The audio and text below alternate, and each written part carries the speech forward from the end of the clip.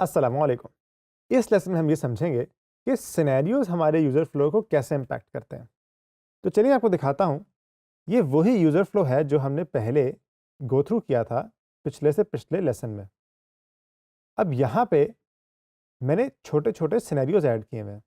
मसलन अगर कोई ऐसा सिनेरियो है कि यूज़र ढूंढ रहा है नए प्रोडक्ट सिर्फ एक्सप्लोर करने के लिए, देख रहा है कि यार क्या आया है क्या नहीं आया, वो कुछ स्पेसिफिक माइंड में लेके नहीं आया, तो ये सेक्शन हमारी वेबसाइट का उसको हेल्प करेगा। इसी तरह से यूज़र ने कोई चीज़ खरीद ली है, लेकिन उसे कोई इशू आ गया है, वो अपनी आइटम रिटर्न या चेंज कराना चाह रहा है, तो उसके लिए हमने ये हेल्प सेंटर ऐड किया हुआ है। इसी तरह से एक और सिनेरियो यहाँ पे मैंने ऐड किया हुआ है कि पाकिस्तान के अंदर यूज़र्स जैज़ कैश और ईज़ी पैसा से जनरली ज़्यादा कंफर्टेबल हैं एज अपोज टू डेबिट या क्रेडिट कार्ड, और उस सिनेरियो के लिए हमने ये चीज़ ऐड की हुई है। इसी तरह से और भी यहाँ पे बहुत सारे सिनेरियोज बन सकते हैं, लेकिन मैंने इसको अभी आसान और सिंपल रखने के लिए कि ताकि आपको समझ आ जाए, इसको 3 सिनेरियोज़ यहाँ पे ऐड किए हैं।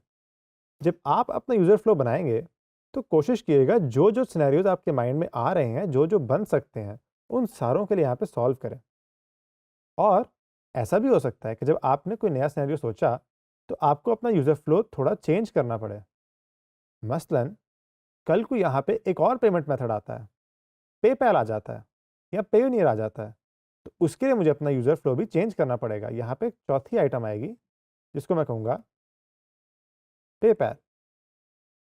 और जिस तरह मैंने ये किया हुआ है, उसी तरह से मैं एक कनेक्शन यहाँ भी लगाऊँगा, ताकि अब ये चौथा पेमेंट मेथड आ जाए। उम्मीद है आपको सिनेरियोज़ की समझ आ गई होगी कि डिज़ाइन के अंदर जब हम यूज़र फ्लोज़ बनाते हैं, तो उसमें सिनेरियोज़ का रोल क्या है। अब ये सिनेरियो यूज़र फ्लो नहीं है, इसका एक छोटा-सा हिस्सा है जो इसे सपोर्ट करता है।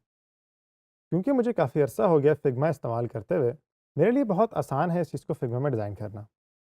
लेकिन मैं समझ सकता हूँ एक नए बंदे के लिए ये चीज़ शायद थोड़ी-सी मुश्किल या ओवरवेलमिंग हो।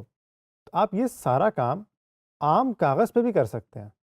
हत्ता कि आप अगर माइक्रोसॉफ्ट वर्ड पे बनाना चाहें, वहाँ भी बना सकते हैं। किसी भी टूल पे इस्तेमाल कर सकते हैं इसको। और आपका मकसद ये होना चाहिए कि आप ये पूरा फ्लो यानी यूज़र की जर्नी जो है एंड टू एंड सारी मैप करें कि किस तरह से यूज़र कहाँ से होते हुए जाएगा और क्या-क्या डिसीजंस लेगा। अगर आप फिग्मा पे करें, तो आप यहाँ से शेप्स को भी देख सकते हैं।